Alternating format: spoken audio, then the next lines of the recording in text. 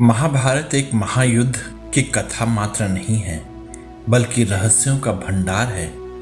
महाभारत में इस बात को भी स्पष्ट करने का प्रयास किया गया है कि मृत्यु जीवन का अंत नहीं है। जो मरा है वह फिर आएगा, किसी और रूप में, किसी और ढंग में अपने पुनर्जन्म के अधूरे कार्यों को पूरा करेगा। भगवान श्री कृष्ण ने इस बात को गीता में भी स्पष्ट करते हुए कहा है कि हे पार्थ, आत्मा तो अमर है, यह एक शरीर छोड़कर दूसरे शरीर में चली जाती है। यह उसी प्रकार है जैसे हम एक वस्त्र को बदलकर दूसरा वस्त्र धारण कर लेते हैं। इस बात के कई उदाहरण महाभारत में भी मिलते हैं, जिससे मालूम होता है कि महाभारत के महायोद्धाओं का पहले भी जन्म हो चुका था, जो यह दर्शाता है कि मृत्यु अंत नहीं है। तो आइए देखें महाभारत के महायोद्धा क्या थे पुनर्जन्म में। इस श्रृंखला में सबसे पहले बात करते हैं श्री कृष्ण की। यह भगवान विष्णु के 8वें अवतार माने जाते हैं, यानी इससे पहले इनका 7 जन्म हो चुका था। लेकिन मूल रूप से यह माना जाता है कि श्री कृष्ण पुनर्जन्म में नारायण थे। इन्होंने बद्री धाम में हजारों वर्ष तक तपस्या की थी और इन्हीं के तप से प्रसन्न होकर भगवान शिव ने केदारनाथ में निवास करने का वरदान दिया था। इस बात का जिक्र गीता में स्वयं श्री कृष्ण ने अर्जुन से किया है कि हे अर्जुन, मैं पुनर्जन्म में नारायण था और तुम नर थे। पुनर्जन्म में अर्जुन क्या थे? अर्जुन के बारे में यह बात तो आप जान ही चुके हैं कि वह पुनर्जन्म में नारायण के जुड़वा भाई नर थे। नर और नारायण ने दंबोद भवा नामक असुर का वध करने के लिए जन्म लिया था। दंबोद भवा ने भगवान सूर्य की तपस्या करके उनसे 1000 कवच का वरदान मांग लिया था। इस कवच के साथ एक और वरदान जुड़ा था कि हर कवच को तोड़ने के लिए 1000 साल तपस्या करनी पड़ेगी और कवच के टूटते ही वह व्यक्ति भी मर जाएगा जिसने उसे तोड़ा है।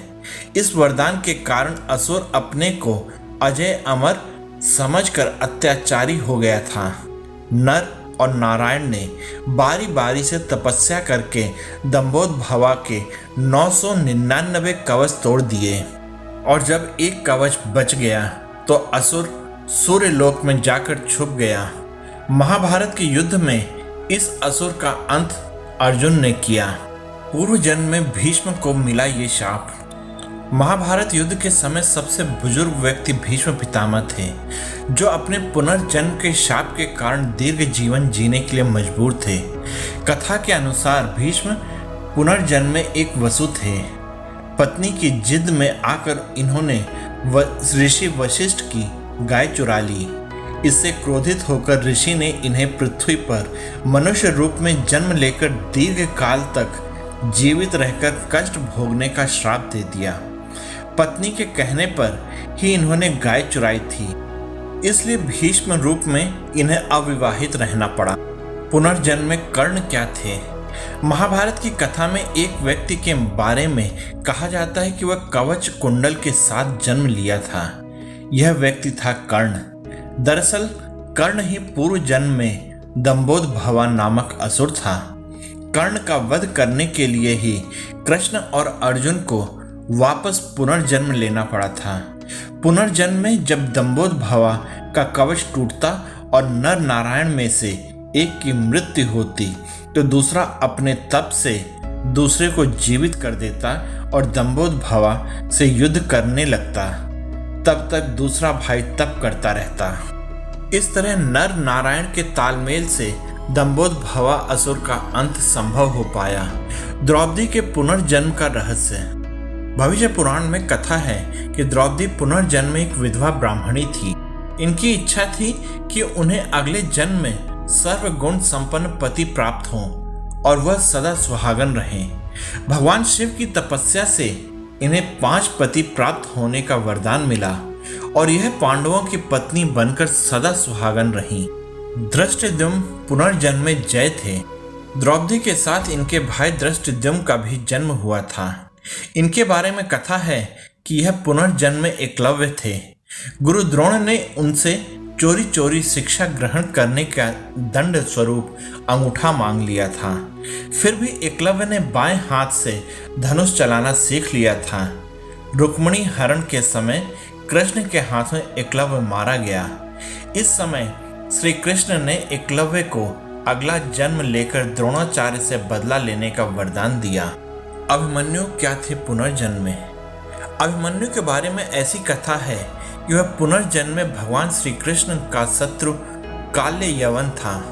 काले यवन की मृत्यु के बाद उसकी आत्मा को भगवान श्री कृष्ण बंदी बनाकर अपने साथ ले आए और एक डब्बे में बंद करके रख दिया।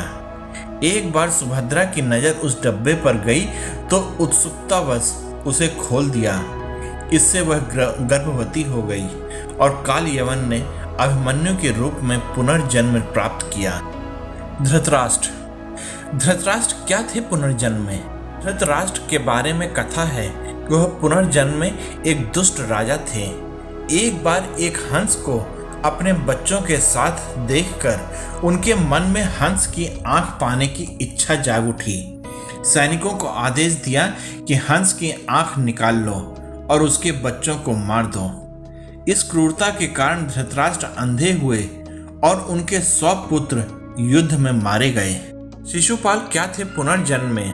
महाभारत में भगवान श्री कृष्ण के एक शत्रु का जिक्र आया है जिसका नाम था शिशुपाल। शिशुपाल के बारे में कहा जाता है कि वह पुनर्जन्म में रावण था और इससे पूर्व जन्म में हिरण्यकश्यप था। अगर आप लोगों को यह जानकारी पसंद आई तो कृपया लाइक, शेयर और सब्सक्राइब कीजिएगा। साथ ही आप इस जानकारी में मेरे साथ बने रहे, इसके लिए आप सबका बहुत बहुत हृदय से धन्यवाद और जय हिंद दोस्तों।